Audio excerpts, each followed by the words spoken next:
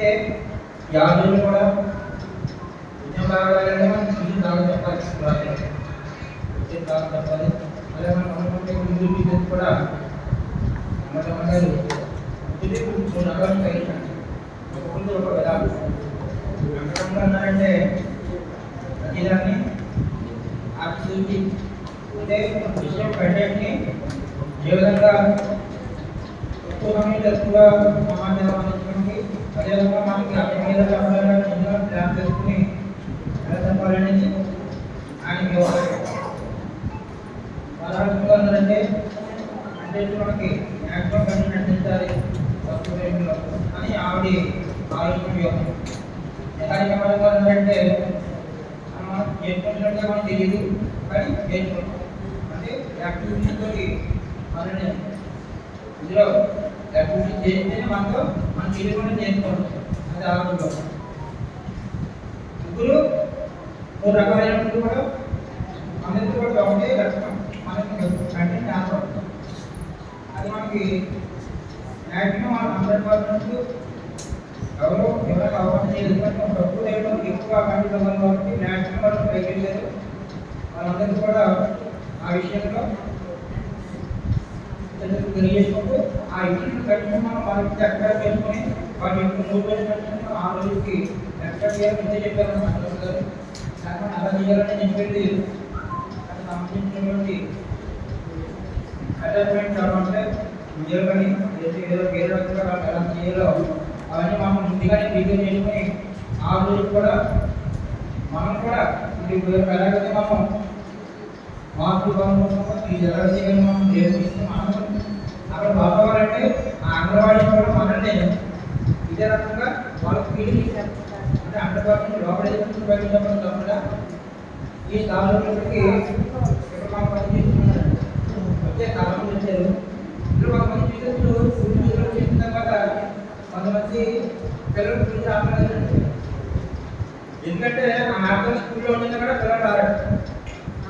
పిల్లల పాఠం పిల్లలు పోలింది అంటే వాళ్ళ పిల్లలు ఆలోచించిన మాట పోటీ చేస్తారంటే అంటే ఆ మార్గం ఉంటేనే కానీ స్కూల్లో పిల్లలు రావడం చెప్పబడుతుంది.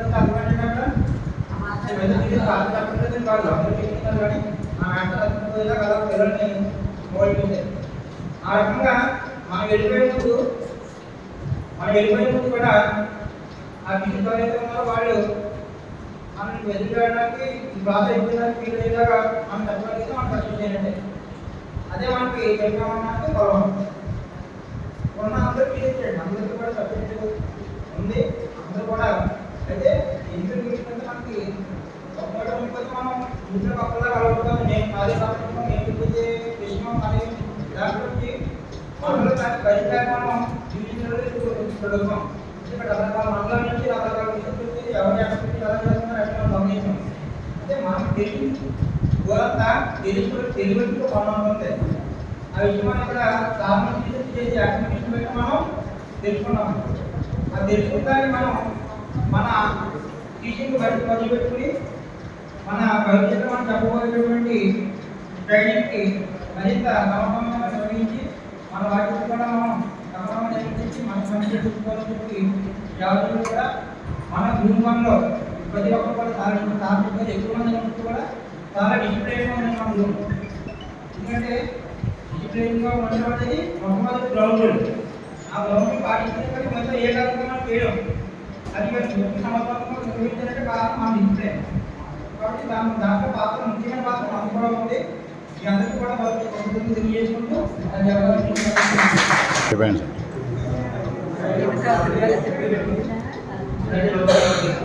నేను కూడా ట్రైనింగ్ అన్ఎక్స్పెక్టెడ్గా వచ్చాను.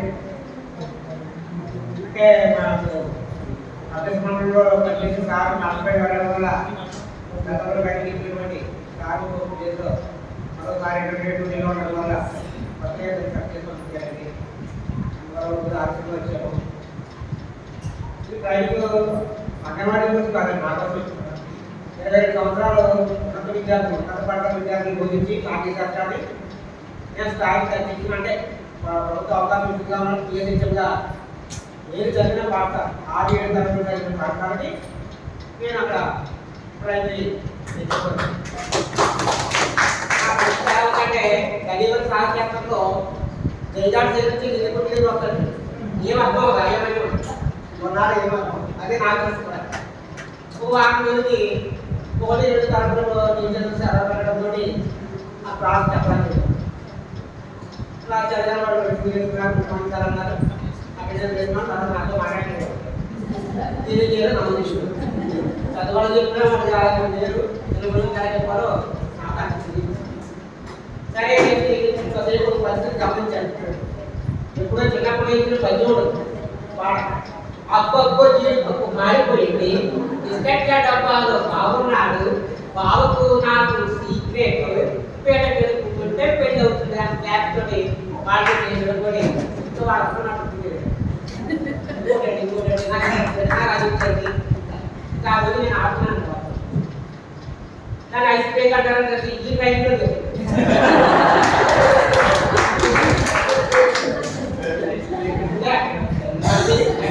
నాకు తెలియకపోయినా ఏదో ఉపాధ్యాయులు ఉంది కాబట్టి ఏంటి వీళ్ళు అలా ఉన్నారు, వాళ్ళతో మనం ఎలా కలవాలి అని ఏదో పూర్వజ్ఞానం ఉపయోగించి ఒక చిన్న పద్యం ద్వారా పాట ద్వారా చేస్తుంటే ఇంకా వాళ్ళ సాయంత్రంతో వాళ్ళు మేము ఆడుకున్నాం.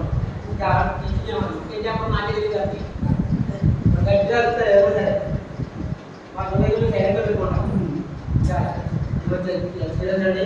తర్వాత ఈ టైంలో చాలా విషయాలు నేను నేర్చుకున్నాను. వాళ్ళకి సమర్థవంతంగా అంగన్వాడీలు అందిస్తామండి. అంగన్వాడీ నేను కష్టపడలేదు, ఎందుకంటే పూర్వపాటు అయిపోయింది. వాళ్ళతో 5 రూపాయలు ఇప్పుడు వాళ్ళు ఏ విధంగా టైం పోయారు ఇంకా అలాగే ఒకళ్ళు సమాజాలనే ఉన్న జ్ఞానాన్ని పట్టుకొని అక్కడ మరింత సమర్థవంతంగా ఆ సమర్థతలు నాకు మా పార్టీలందరూ కూడా నా ఉద్యోగాలు ప్రారంభాలు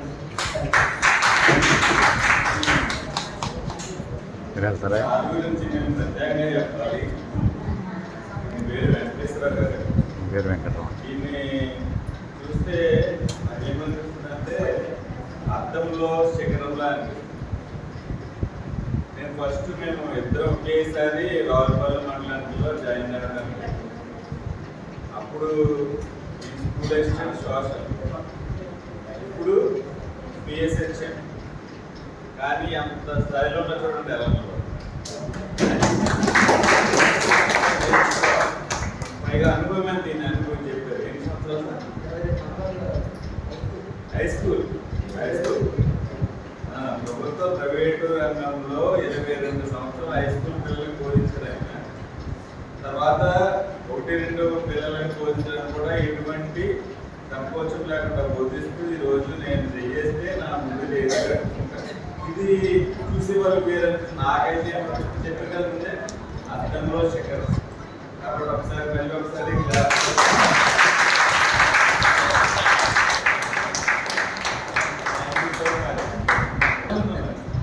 చాలా అలాగే ముందు మాట్లాడిన వెంకటేశ్వర గారు ప్రతి మనిషిలో కొన్ని బలహీనతలు ఉంటాయి, కొన్ని బలాలు. బలహీనతను దృష్టిలో పెట్టుకుంటే మనం బలహీనం అయిపోతాం.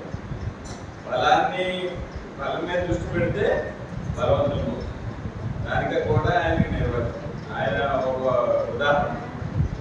ఎటువంటి చిన్న బలహీనత ఉన్నప్పటికీ దాని మీద ఎక్కువ ఆలోచించకుండా మనం చెప్పాలనుకునే విషయం మీద దృష్టి పెట్టి అందరితోనూ మాటల్లోనూ కూడా ఆయన గొప్పగా చూపించారు. ఆయన కూడా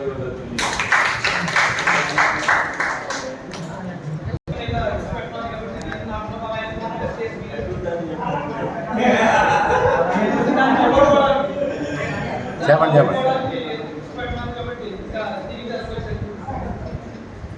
యాక్చువల్గా నాకు ట్రైనింగ్ మ్యూనిస్ మోనెస్ట్ అండి ఫస్ట్ రిజల్ట్ చేశాను. సర్వీస్ పెట్టిన వేసుకున్నా ఇప్పుడు కూడా ఏదైతే కాకుండా దాటుతుంది. ఇప్పుడు దాటింగ్ చేయరు. మొన్న కూడా 10 days ముందు ఫోన్ చేస్తే వేరే సార్ని ఇచ్చుకున్నాం. సార్లే మమ్మల్ని తప్పుతున్నాను. మరి చెరుకు ఏమైందంటే ఈ రైతు రావాల్సిన సార్ వాళ్ళు బాగా సీరియస్ అవడం, ఆయన రిక్వెస్ట్ చేసి తప్పుగా అంటే ఆయన ప్రశ్న ఇస్తున్నాను. యాక్చువల్గా సబ్జెక్ట్ బట్టి మీరు ఫ్యామిలీ ఫోన్ పెట్టుకున్నాం, మనకి వెళ్దామంటే అనుకున్నాం. తప్పలేదు వచ్చాం.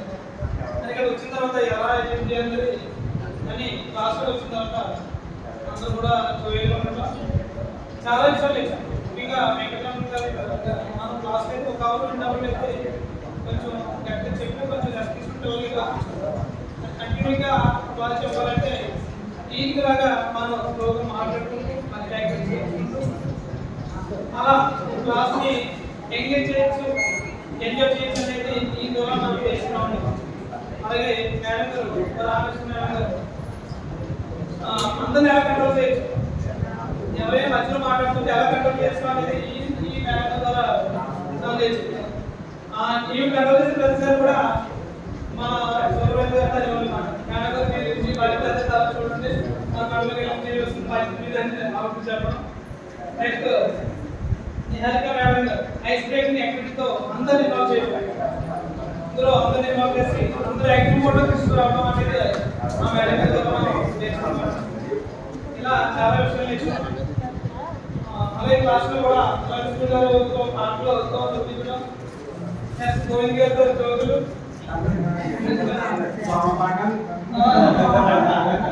ఇంకా మేడం గారు ఎవరు పిలిచినా కాబట్టి ఇక్కడి నుంచి మాత్రం యాక్టివ్గా వచ్చి యాక్టివిటీస్ చేసిన మన అంగన్వాడీ సూపర్వైజర్స్ అందరూ కూడా ఈచ్ అండ్ ఎవ్రీథింగ్ అందరూ కూడా మనకు చాలా విషయాలు నేర్చుకున్నాం. ఇక్కడ భవిష్యత్తు కూడా ఎలా ట్రైనింగ్ చేయాలంటే మీతో మళ్ళీ కలిసి చేయడానికి వస్తానని నేను కోరుకుంటున్నాను.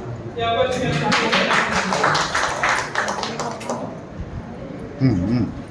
అందరికీ నమస్కారం. చాలా చక్కగా ఉంది.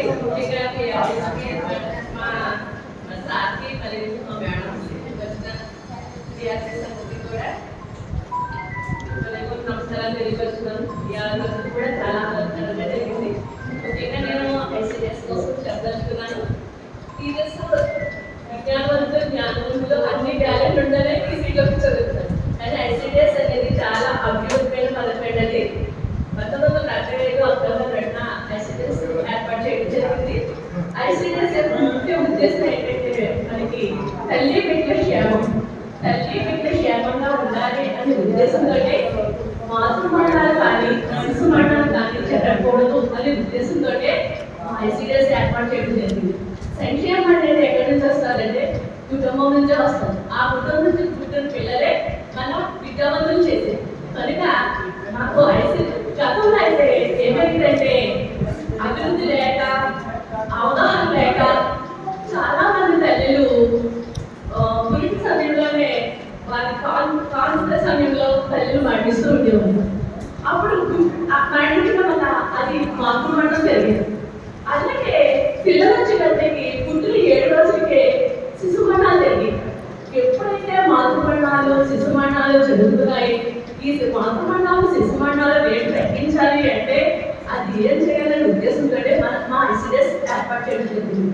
దాని రూపంగానే మనకి నవచేతన ఆదర్శం ఈ రెండు కూడా మాతృమరణాలు తగ్గించాలి, శిశు మరణాలు తగ్గించాలి అనే ఉద్దేశంతో మనకి గర్భస్థ శిశు మొదలుకొని గర్భంలో ఉన్న శిశువు కాళ్ళకి కూడా పౌష్టికాహారం అందించడం, ఆమెకు కావాల్సిన ఆరోగ్య పరీక్షలు చేయించడం. అంటే ప్రతి ఒక్కరు కూడా గర్భవతి అవుతారు, ప్రతి ఇంట్లోనూ కూడా పెరుగుదలని తొట్టారు. కానీ అవగాహన లోపం ఉంటారు కనుక ఈ అవగాహన లోపాన్ని తగ్గించాలనే ఉద్దేశంతోనే మా ఐసీడీఎస్ కార్యకర్తల ద్వారా మరి సూపర్వైజర్స్ ద్వారా అవగాహన కార్యక్రమాలు నిర్వహించడం జరుగుతుంది.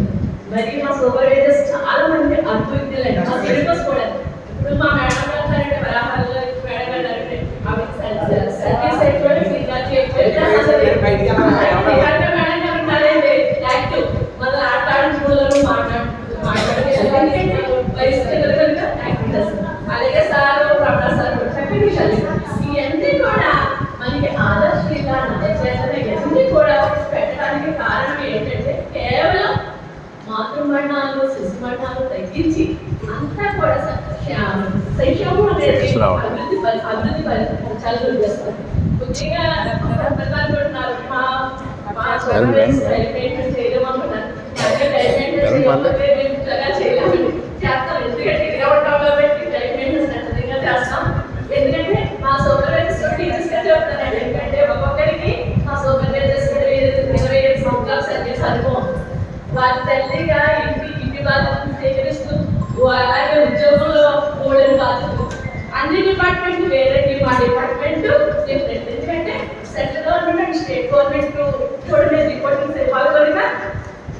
వర్క్ కూడా ఎక్కువ, వర్క్ లోడ్ ఎక్కువ కనిపించదు. మా చేతి చేస్తారు కానీ నేను ఇది చేస్తాము అని నేను చెప్పేదాకా కూడా ప్రజలకి కొంతమంది తెలియదు.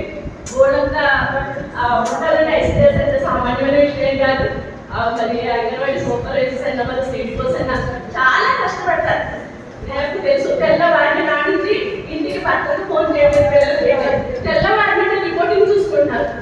వాళ్ళు ఎలా చేశారు, నిన్న రిపోర్టింగ్ రోజు వస్తారు, ఆ రిపోర్ట్ ఎలా ఉంది ఏంటి అంతా అంత టీవీ పడుతున్నట్లేదు, టీవీ తాగట్లేదు, సెల్ ఫోన్ పట్టలేదు, చూసాను సర్ప్రైజ్ అంటే నేను చూస్తున్నాను.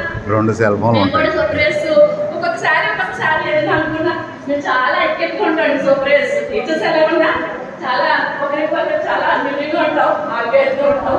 అందుకనే ఐసీడీఎస్ అంటే సామాన్యమైన విషయం కాదు. అభ్యుతమైన ఇది ఒక పథకం. మరి తల్లి బిడ్డ క్షేమం కోసం ఏర్పాటు చేయబడిందని మీకు అందరికీ తెలియజేస్తూ మనం